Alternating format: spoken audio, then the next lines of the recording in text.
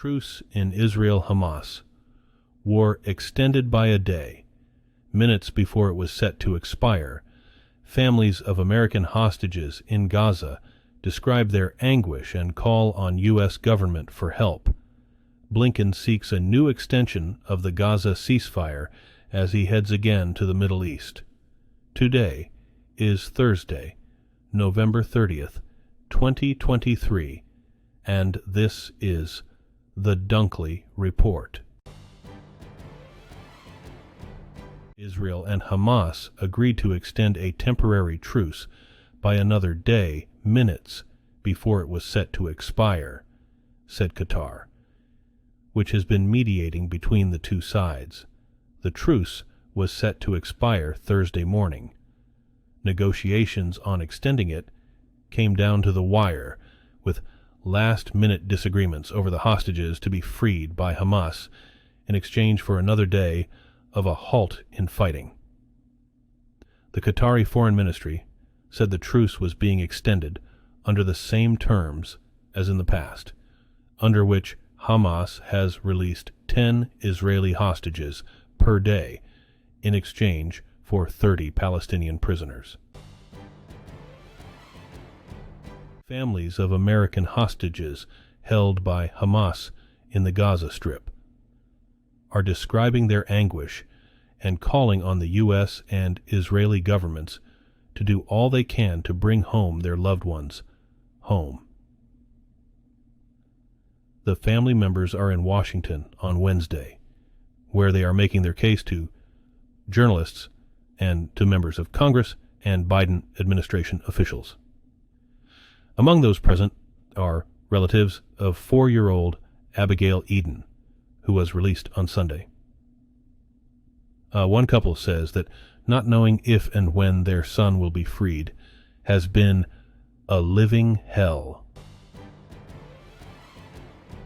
U.S. Secretary of State Antony Blinken says the Biden administration would like to see a new extension of the ceasefire agreement in Israel's war with Hamas after the current one expires.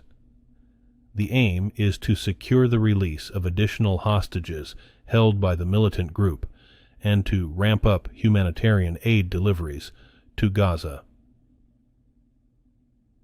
As Blinken prepares to make his third visit to the Middle East since the war began, he said the Biden administration believes it is imperative to discuss ideas about the future governance of Gaza if Israel achieves its stated goal of eradicating Hamas.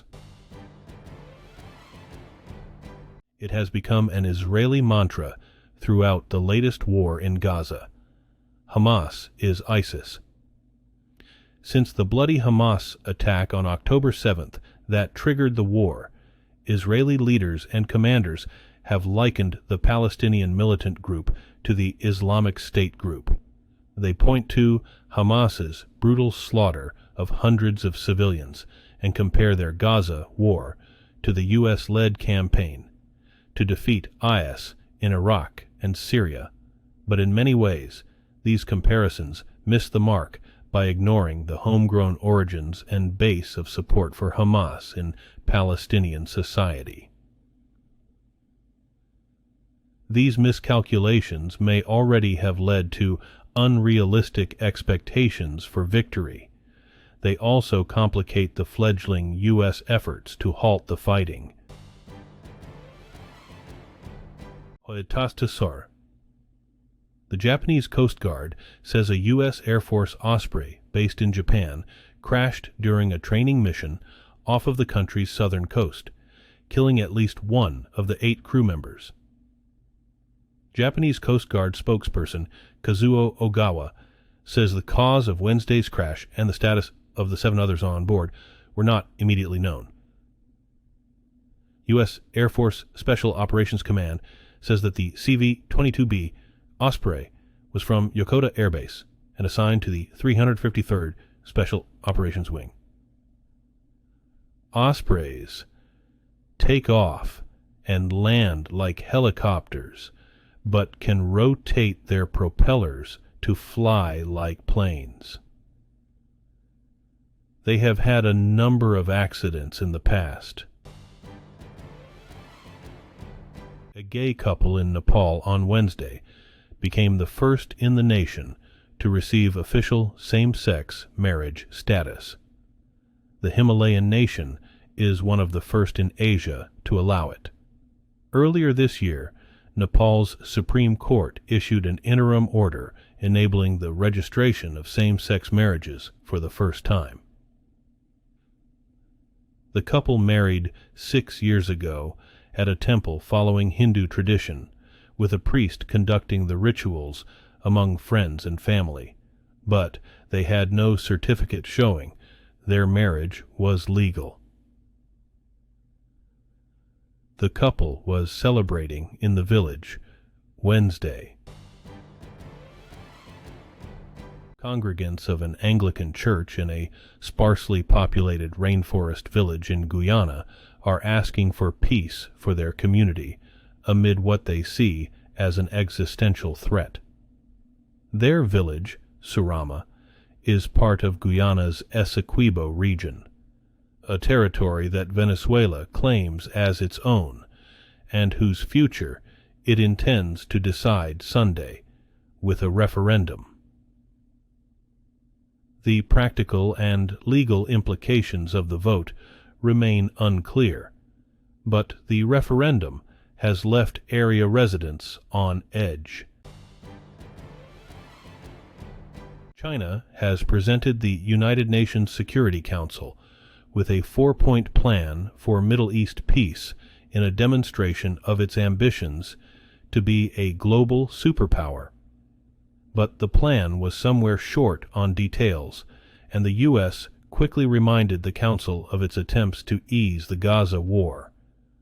China has had little role in negotiations over the Israel-Palestinian conflict, which have been largely monopolized by the United States for decades. Chinese Foreign Minister Wang Yi told the Council on Wednesday that the war shows the urgent need for a Palestinian state alongside Israel.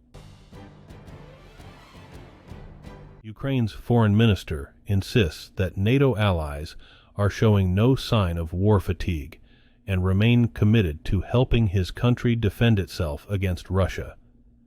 Foreign Minister Dmytro Kuleba also told the Associated Press that President Vladimir Putin is miscalculating if he sees any value in keeping his forces in Ukraine at least until presidential elections in the United States in late 2024.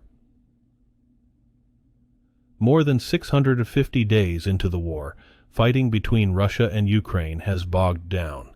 Ukraine's Western backers struggle to provide enough weapons and ammunition. Still, Kuleba says that they understand Ukraine has to win, so NATO troops don't have to fight Russia in the future. Top diplomats from more than 50 countries have arrived in North Macedonia for a meeting of the Organization for Security and Cooperation in Europe. But others are boycotting the event due to the presence of Russian Foreign Minister Sergei Lavrov.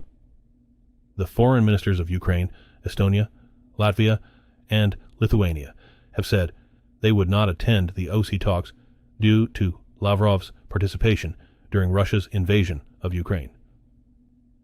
U.S. Secretary of State Antony Blinken made a brief stop in North Macedonia's capital for the meeting, but left for Israel before Lavrov arrived in Skopje late Wednesday.